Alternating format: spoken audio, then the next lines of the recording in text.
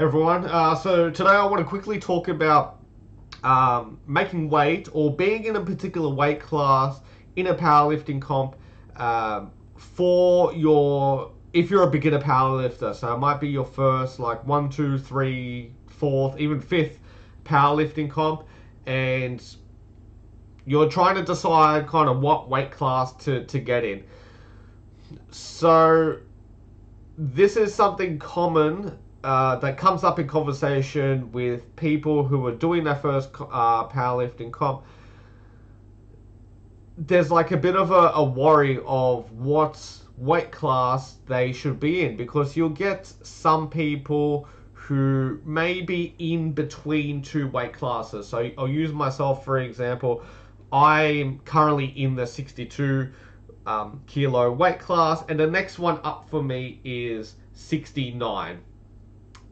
So there might be a particular individual who's somewhere in between. They're like in the 60, that they're, let's say they normally sit at 64 and a half kilos. So if they're 64 and a half kilos, obviously above 62, meaning they would be in the 69 kilo class. If they wanted to get into the 62 kilo class, they would have to lose 2.5 kilos to be 62 on the dot, and then make weight as a 62 kilo lifter.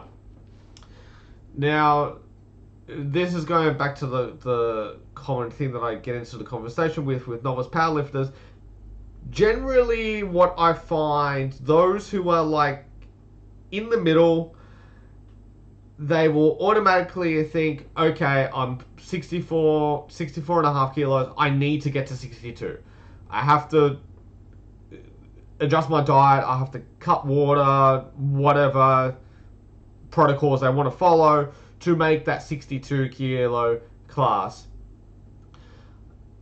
Why I think the motivation of doing this, because they feel that if I cut weight, I'm gonna be lighter, therefore my final score is gonna be better, and I'm going to win that 62 kilo class. I'm assuming that it's for to win a particular class. So just to quickly go over, if you're not sure, if you're a first time powerlifter, at the moment Powerlifting Australia uses the Wilks score. So just to show what it is, it's a formula that they use. So you find what your body weight is. So I'll just use my last one. I was 60.9. So if you times your 3 lift total, there's a calculator that I can use. This is easier than this. I just want to show what the formula is.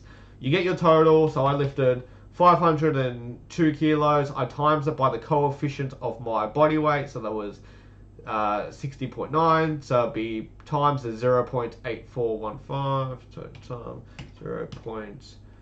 0.8415. Oops, I did too many numbers.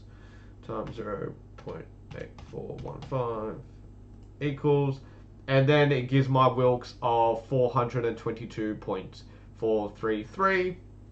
And then this is from the comp that I did. You can see we've got all the different weight classes. We've got the totals that everyone lifted here. So the absolute total, that would have been times using that Wilks formula relative to the body weight, and then it gives the Wilks score. So whoever has this wasn't my comp, but anyway, same thing. Whoever has the highest Wilks score is going of the class will be the winner. So for example, in this 72 kilo woman class, Emma here, she had the highest Wilks of 341. She would have won that weight class, and then the overall winner of the overall woman winner would have been Danny Earl, who got a 388.72 Wilks. So they use the Wilks to judge who wins the weight class. So yes, as you can see by the formula, if you weigh a little bit less and you can lift the same total, you will have a higher Wilks score. Therefore, you've got a better chance of winning if that's your primary goal. But if you don't make your weight, so using that 60, using me as an example, if I don't make weight, let's say I weigh 62.1 and I don't make the 62 class, if I'm 62.1, that means I would have to be in the 69 kilo class. But just because I'm in the 69 kilo class and I'm going to be lifting, I'm going to be versing lifters who can lift a lot more absolute load than me. That doesn't necessarily mean that I can't win, and I'll show you a perfect example. This is a comp that I didn't compete in this, but I'm just using this as an example. As I said, in my Wilks at my old comp at 60.9 kilos at a 502 kilo total was 422. That was my Wilks. Let's pretend I was competing in this competition and I weighed 62.1 and I lifted 502 kilos, and as I said, I'm in the 69 kilo class. We can see absolute. So I would come, if there was, let's pretend I was this 5th place. Let's pretend I'm Dylan. 502 absolute, I would be the bottom of this bunch in the 69 kilo class. Next 511, 521, and then the best lifted 530. However, because I weighed 62.1 kilos, my Wilks would be 415.15, meaning I would be number 1 in this group by 0.05. This person would have been very upset with me if I beat him by 0.05. But I would just showing this example that just because you may be put in a heavier weight class, you still have a chance of winning because it goes off the Wilks score. However, some things I would like you to consider. Number 1, if it is your first competition, there's probably going to be a lot of things you're worrying about. I know when I did my first comp, I couldn't sleep the night before. I was so amped up, and I think I had a little bit of anxiety for competing the next day. For squats in particular, maxing out on squats for me gave me anxiety for whatever reason. I don't know. The thought of having all this weight on my back and squatting gave me anxiety. And I find a lot of other first-time lifters that I've talked to, they seem to have this similar worry about squats or just worrying about the day in general. So you've got some worries which may affect your performance. Okay. You've got other things that's going to affect your performance. Just off the top of my head, you've got a crowd watching you. Some people perform worse when they know there's a crowd watching them. Some people can perform better. But you've got a crowd watching you, which can affect your performance. You have to listen to judge calls. You have to listen to when to squat, press, put the deadlift bar down. So you need to put your attention on that. If you haven't been practicing that at the gym, that might throw you off a little bit. So you need to consider that. Another thing you need to consider is the day may not run how you think it's going to run. The last comp that I did ran really, really fast. We had a flight of 8 people, and between lifting attempts, it felt like I had about 4 minutes. It was super, super fast. When I'm in the gym, especially when I was the last few weeks before my comp, the I would have really long breaks. I was having like 7 to 10 minutes because in previous comps I've had, it usually seems to me like about 7 to 10 minutes between attempts. So I was having kind of like those long breaks in comp, so I could in training, so I could practice how it's going to be in comp, and also so I was fully recovered, so I could hit my lift. However, when the comp day came, felt like I had like 4 or 5 minutes, and it was super fast. So lucky for me, that didn't affect my performance. I still performed well and I hit PBs. However, for a beginner who is not used to that, that might throw you off. If you find that the comp is running really fast, that might give you a little bit of worry. You might kind of worry that you're not going to make your lift because you perceive that these short breaks are going to affect your performance.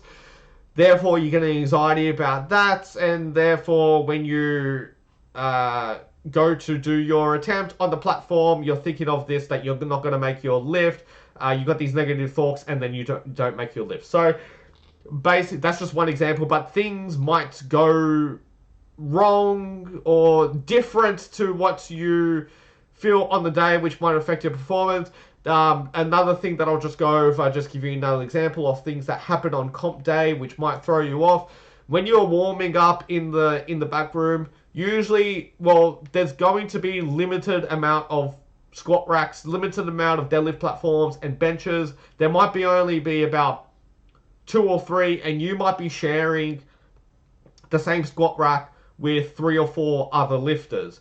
So your warm-ups might be a little bit longer than what you're used to. Your warm-ups might be a little bit shorter than what you're used to because everyone's waiting for each other. You don't want to be kind of sitting around and make someone else wait or whatever might happen. So your warm-ups might be totally different to what you're not used to, and that might be another thing that might affect your performance on the day.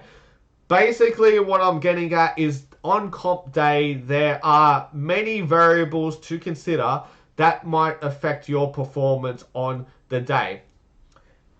Going back to the original purpose of this video of having to or trying to cut weight to make a weight class, if you cut too much weight, especially if you need to dehydrate, water cut and get a little bit dehydrated. In particular, if you're not used to doing this as well, this can significantly affect your performance, and you may lift a lot less than what you expect. You may lift a lot less than what you were hitting in the gym the week before. You might have, did a 9.5 RPE, 200 kilo deadlift in the gym. You hit that, but then on comp day, you might have been 2 kilos heavier when you hit that. Comp day comes, you had to cut your carbs, you had to do a water cut to make weight, and then you find that you're struggling to lift 192.5 kilos, and 200 kilos is just out of the question. Not 192.5 might be a 9.5 RPE because you might be dehydrated. Maybe you didn't replenish your carbohydrates well. And then your performance is significantly less than what you did in the gym. So again, what I'm getting at is that if you start manipulating, doing a cut, water cut, or doing some sort of depletion with your food, especially if you don't know how to do this properly, if you're doing it by yourself, you may do it wrong, and this might significantly affect your performance on the day. And it's going to be really disappointing that you've been doing this whole training block for 12, 16, 20 weeks, or multiple training blocks, smashing all these PBs in the gym, and then comp day comes and you don't hit the lifts that you were expecting to lift. It's going to be very frustrating that you miss those lifts. Potentially all because that you thought that you should cut weight and get in a little bit lighter, or just get in this lower weight class.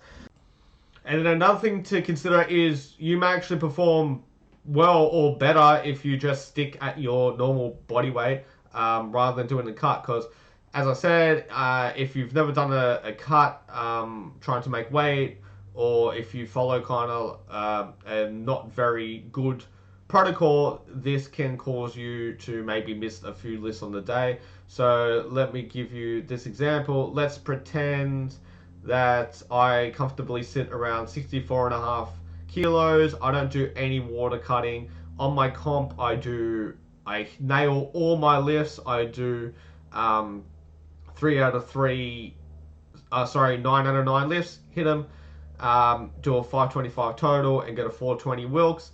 And then let's say that, I was close, let's say in this example, that I wanted to get down to the 62 kilo class.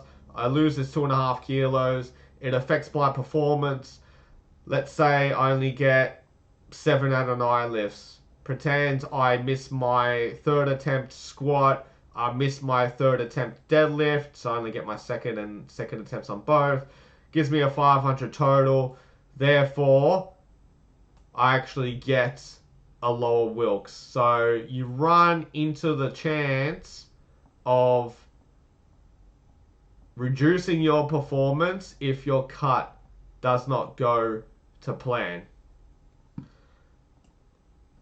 So, and just this video, again, it's specific for beginner powerlifters. As you get more into like an intermediate, advanced level, and you're getting more competitive, I guess you've developed a bit more maturity in the sport and in your training, and you are kind of, I guess, training to be competitive. Yeah, then yes, it may be appropriate to do weight cuts and whatnot to get into particular weight classes. You might, it might mean for qualifying for like nationals or worlds, maybe for setting a national record, or whatnot. For intermediate and advanced lifters, that's something separate. This video is specific for beginner powerlifters and what weight classes that you or cutting for a weight class. So for my opinion, if I had someone competing powerlifting comp first time, they might be about 2.5, 3 kilos off making weight. I'll just make them do the heavier weight class. I think your first powerlifting comp, personally, I think it should be a pleasant experience. It should be something you enjoy. Again, I wouldn't feel it would be good to try to cut weight and then it affects your performance. You don't perform as well. You do all this work and then you have a shit time. You miss your lifts, and it's like, I didn't make my lifts. Your self-efficacy of performance in a comp might reduce, and that might give you some kind of future anxiety for future comps. You might have such a bad time that you decide to quit powerlifting altogether and never compete again because you didn't perform very good. We are more likely to repeat a behavior to which we were successful on.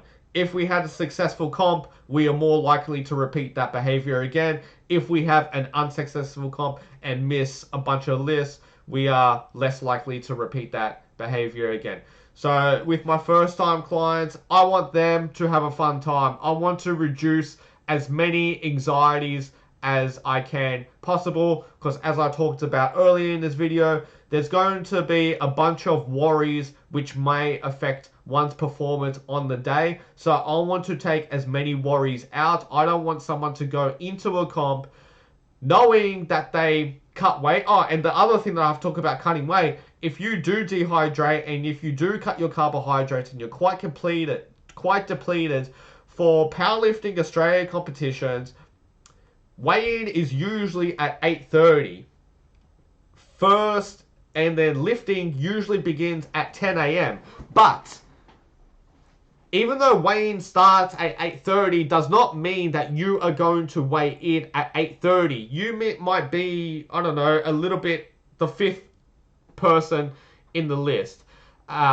So you might weigh in at 8:45, 850. Okay, you might weigh in at 850. Then from 850 to before 10 a.m. and then you've got a small window where you have to rehydrate and eat. That's another, I guess, worry that you have to do, because not only are you trying to rehydrate and then eat, now you've got this small window where you have to start warming up because you might be in that first flight. So now you've got all these other things going on, trying to rehydrate, trying to eat, trying to warm up. If you're really stuffing yourself and you're trying to get all that water down, it might take some time before you even rehydrate as well. It's going to take time for those carbohydrates to get into your muscle stores as well, and that may affect your performance too. And then if you do too much, if you drink too much and you eat too much, you might be bloated. And then when you go step on the platform, you might feel you were so bloated that you were feeling sick, and that's affecting your performance on the platform. It's definitely happened to me. One of my first competitions I did, I made this stupid mistake for some reason that I decided that it was a good idea to eat about 1 kilo of potatoes before I went on the platform. I don't know what possessed me. I think this was just something that I just enjoyed eating. So I'm like, cool, I'm going to take a kilo of potatoes I ate to eat. I ate a kilo of potatoes, and no word of a lie, as I was doing my squat, when I was getting down to the bottom and my stomach was pushing against the belt, I felt like I was going to vomit. Like I was doing like those vomit burps. I felt like I was going to vomit, and it actually affected my performance. I didn't lift as well because I was trying to slow down my lift. I was trying to do a slow squat because I was trying to not vomit on the judge in front of me. So that's just a little story that I thought I'd tell. But again, going back to, if you're trying to stuff in all this food and water, you may get bloated and you may feel sick like I did. So basically, the point that I'm trying to get on this video, if you're a first-time powerlifter and you've got a little bit of weight to cut to make it into the lower weight class, personally, I would say don't worry about it. You know, if you're like 2 kilos off, 2.5 kilos off, just wake up in the day, just enjoy yourself. If you're like half a kilo off, like, yeah, that's easy to make. But I mean, if you've got a significant amount of weight to lose, you're like in the middle of 2 classes, just go in the class, the higher weight class. Again, I think your first powerlifting competition, it should be a fun experience. Because again, have fun. I don't think your goal of your first powerlifting comp is trying to win. If you're going in the mindset that I want to win, I want to be the best, sorry to burst the bubble, but you are probably going to be disappointed. In most cases, there's always going to be someone better than you. There's always someone new who comes to powerlifting. There's always some genetic freak who can just lift a shitload of weight. And they just might be genetically gifted. You might be the hardest worker, but genetics actually makes up 50%. 50% of performance comes from genetic. 50%. You can work as hard as you could be the hardest worker in the world. But if your genetics are not the best and you get this other person who kind of half-asses it a little bit, but has elite level genetics, that person is probably going to win. So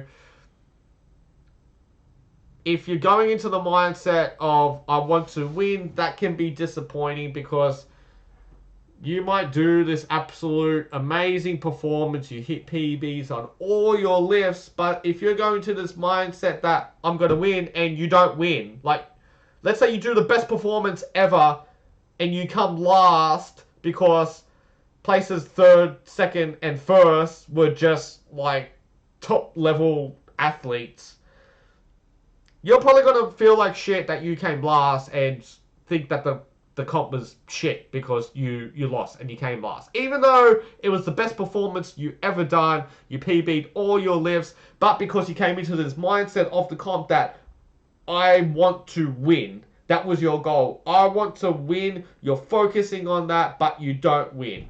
You're probably going to be disappointed and not have a good time at that powerlifting comp. So I don't think the mindset is going that I'm going into this comp to win. I think the mindset should be I'm going into this comp to get experience. I'm experiencing a powerlifting competition and I'm going to have fun while I'm doing it. There's going to be many more powerlifting competitions that you can do. There's going to be many, many more years that you can compete. Later, as you get more into the intermediate and advanced stages in your powerlifting or lifting career, cool, you can start focusing on trying to win and trying to climb the ranks. But I think as a beginner powerlifter, winning should not be the priority, nor should be like breaking records or trying to get in the rankings. Rack up experience and have a fun time. So this video went a lot longer than it was planned to be, but hopefully that's helped you with deciding if you should cut weight for your first powerlifting comp if you are far off making that weight.